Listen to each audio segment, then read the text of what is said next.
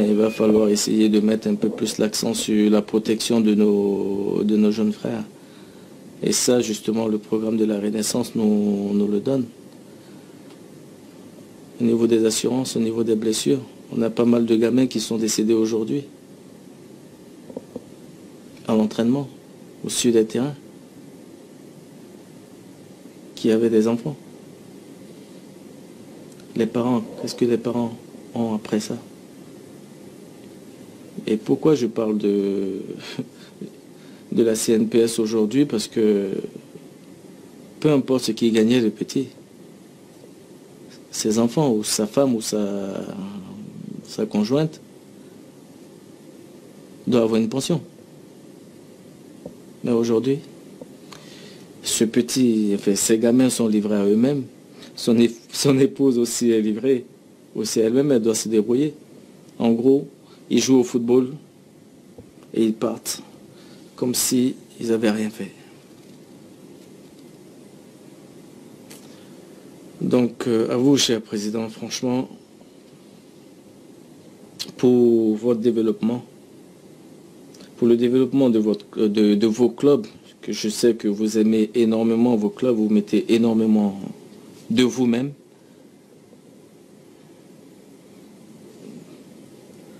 Vous allez mettre, à partir du programme de la Renaissance, vous allez mettre que votre énergie. Parce que les sponsors, vous allez en avoir. Des centres d'entraînement, vous allez en avoir. Des assurances, vous allez en avoir. En fait, tout le confort ou tout ce qu'il faut pour qu'un club soit bien et pour que vos joueurs soient épanouis et qu'ils vous donnent le meilleur d'eux, vous allez avoir. Comme j'ai dit, je ne suis pas ici pour faire plaisir à qui que ce soit. Ceux qui doutent encore, à regarder. N'essayez pas d'écouter Pierre ou Paul, les ont dit à côté. Essayez de vous asseoir tranquillement, chez vous. Avoir les 3 programmes à côté. Réfléchissez et regardez très bien qui apporte quoi et qui peut faire quoi. Quelle est la meilleure garantie pour vous de pouvoir faire évoluer votre club et faire évoluer le football ivoirien? Parce que pour moi, c'est ça le plus important. Il ne faut pas qu'on aille se disperser avec des problèmes de personnes. Ça, par contre, il faut qu'on arrête. Parce que c'est ce qui fait qu'aujourd'hui, on a énormément de problèmes ici en Côte d'Ivoire. Des problèmes de personnes, des problèmes de considération et tout ça. Mais pendant ce temps, les jours passent. Vos joueurs et vos clubs souffrent. Donc il faut qu'on arrête de se plaindre. Il faut qu'on arrête de se plaindre déjà, il faut qu'on essaie d'avancer. Quand on a quelqu'un,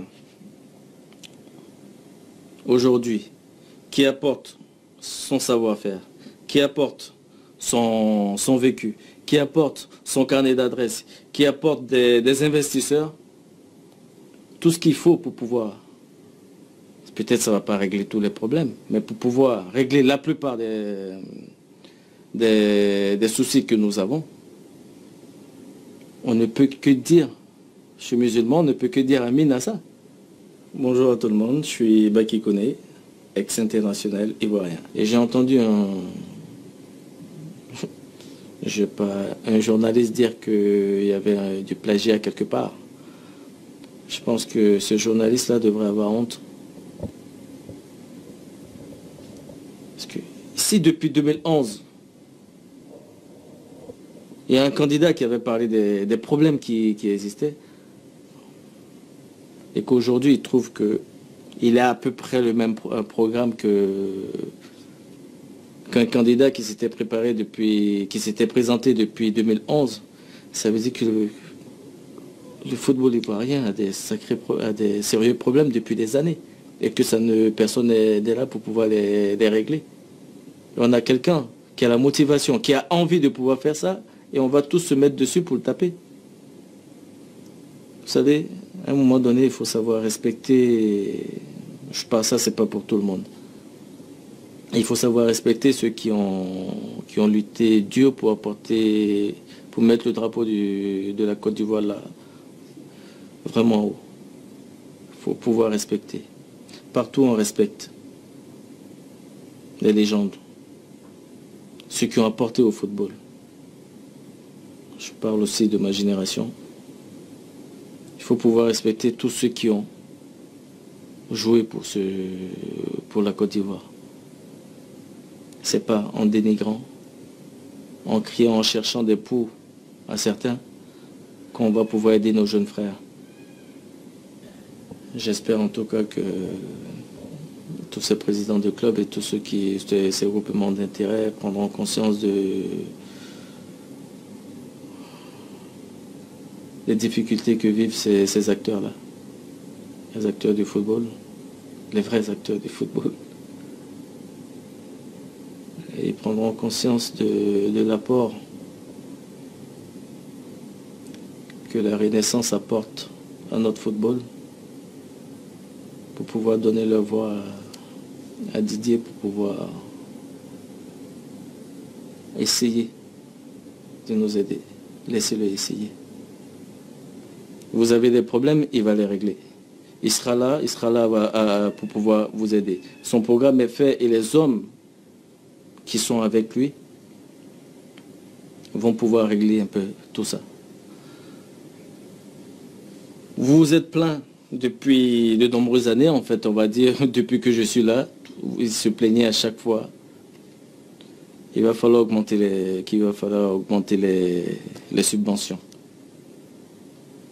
Et j'entendais à chaque fois que les subventions avaient déjà été augmentées, que pour le moment, la fédération avait des problèmes d'argent.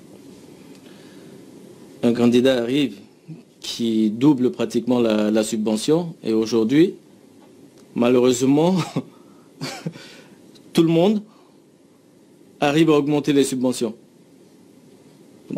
Où ils vont trouver l'argent, déjà? Avec tout le respect que j'ai à tous les candidats, aux deux autres. Mais quand il y a un souci, quand il y a un problème quelque part, il faut signaler. Avec la nouveauté les nouveautés que Didier apporte dans son programme, le programme de la Renaissance, parce que je vais éviter de dire son nom parce que ça crée encore d'autres problèmes, que la Renaissance apporte au football ivoirien, c'est tout autre. Il apporte un sang neuf, son envie de pouvoir aider le football ivoirien. Ça, on ne peut pas enlever ça à cette personne. En fait, j'ai un peu mal pour mes jeunes frères ici qui pleurent au quotidien parce que je vis avec eux. Ils pleurent au quotidien et j'ai mal pour eux. Parce qu'ils n'arrivent pas à vivre. Ils ont à chaque fois des problèmes. Des joueurs qui prennent le football comme un métier, une passion et un métier.